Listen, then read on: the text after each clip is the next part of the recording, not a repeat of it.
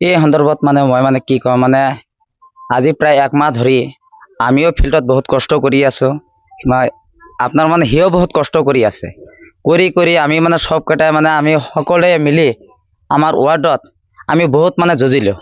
যুঁজাৰ পিছত মোটামুটি 1 সপ্তাহমান আগত তেওঁ ৰেজাউল সেইটো ল'ৰা মানে যিয়ে মানে কেণ্ডিডেট আছিল, সিয়ে নিজে আমাৰ ৱাৰ্ডৰ আপোনাৰ মানে যিটো মানে ফজিলা খাতুন আছিল, তেওঁৰ পৰা 1 লাখ টকা এগ্ৰিমেণ্ট হিচাপে সি মানে পইচা লৈছে। সেইটো প্ৰমাণ মোৰ লগত এতিয়ালৈকে প্ৰুফ আছে। এতিয়াই যদি আপোনালোকে প্ৰুফটো খোজে মই এতিয়াই মই মানে প্ৰুফ দিম। এইটো মই ইয়াতে থিয় হৈ আছোঁ, মই ইয়াৰ পৰা মই প্ৰুফটো দিম।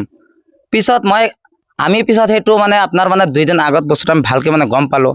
হোৱাৰ পিছত আমি সেইটো মানে একচুৱেলি আমি সেইটো মানে বস্তুটো ভাবিলোঁ যে বস্তুটা এতিয়া সঁচাই হয় না মিছাই হয়। সেইটো ভাবি কালি আমি অভয়পুৰত গেলোঁ। আমাৰ অভয়পুৰ আমাৰ কালি মানে ৰেজাল্ট দিল। পিছত তাতে ৰেজাল্ট হোৱাৰ পিছত আমি বাকী 5জন কেণ্ডিডেট আছিলোঁ। মই সেই তাতে ভোট পালোঁ মানে 154টা মই সেই তাতে ভোট পালোঁ। কিন্তু ইয়াৰ বাকচত এটা ভোটো নাই। তেনেহ'লে যদি ইয়াৰ বাকচত যদি ভোট নাই, যিহেতু তেওঁ এতিয়ালৈকে মানে সিয়ে কেণ্ডিডেট, তেওঁৰ ৱাইফ আছে, তেওঁৰ মানে দেউতা আছে, তেওঁৰ মানে 2টা আপোনাৰ মানে তেওঁৰ যিটো মানে দেউতাই সি আপোনাৰ মানে বিয়া পাতিছে 2টা।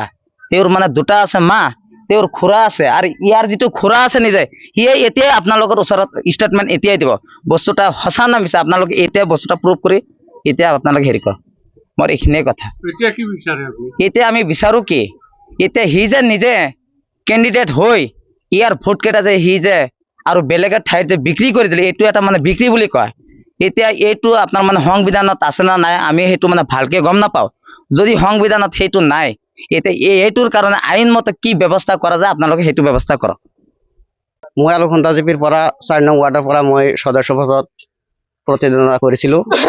কিন্তু মই দুৰ্ভাগ্যত মই 144টা ভোট পাই মোৰ সমাপ্ত হৈছে। কিন্তু মোৰ বিৰোধী আৰু বহুত কেণ্ডিডেট আছিলে। কিন্তু ইয়াত যিহেতু ৰেজাউল কৰিম আছিল, তেওঁ কেণ্ডিডেট হিচাপে আছিলে, কিন্তু তেওঁৰ বক্সত এটা ভোটো পৰা নাই। মই পলিঙত মই আছিলোঁ। কিন্তু কাৰণ তেওঁ কেণ্ডিডেট হিচাপে তেওঁ নিজৰ ভোটটো হ'লেও পৰিব লাগিছিলে। তেওঁৰ মাক দেউতা সেইখিনিও পৰিব লাগিছিল। যদি পৰা নাই নিশ্চয় কোনো ষড়যন্ত্ৰ আছে। এইখিনি পুৰা সন্দেহজনক কথা। নাই, এই ওপৰত কোনো কমপ্লেইন কৰা নাছিল।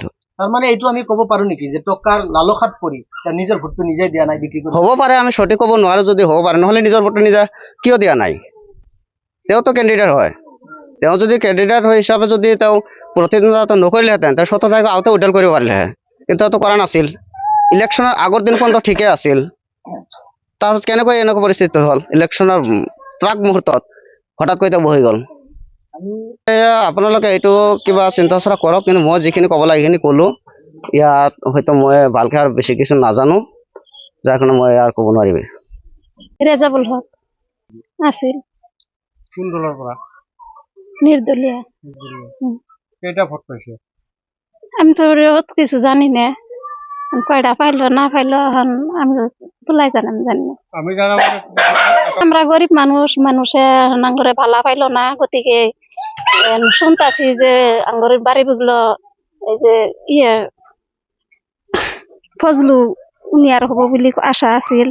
পরে তাকে দিছি ভোট নষ্ট করে কি করবো, আমার পোলার ফিল নাই, আমরা গরিব মানুষ, তোর আমি জানি না হেন ওর ব্যাপারও জানি, হেন ওর বুড়ের কথা আমি কিভাবে কম জানে, আর আল্লাহ জানে আমি কিভাবে কম।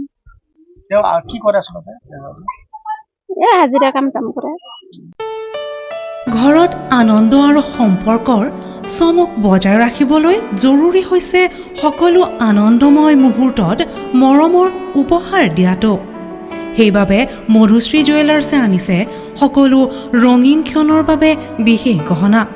হীৰাৰে হওক, সোণৰে হওক বা ৰূপৰে হওক, শ্ৰেষ্ঠ ডিজাইনছ আৰু হলমাৰ্কযুক্ত গহনাই ৰাখে সম্পৰ্কক নিখুঁত। তেনেহ'লে আজিয়ে আনক আনন্দ মধুশ্ৰী জুৱেলাৰ্ছৰ সৈতে। যোগাযোগ কৰক 7002800341 নাইবা ভিজিট কৰক LNB ৰোড, নলবাৰী, অসম।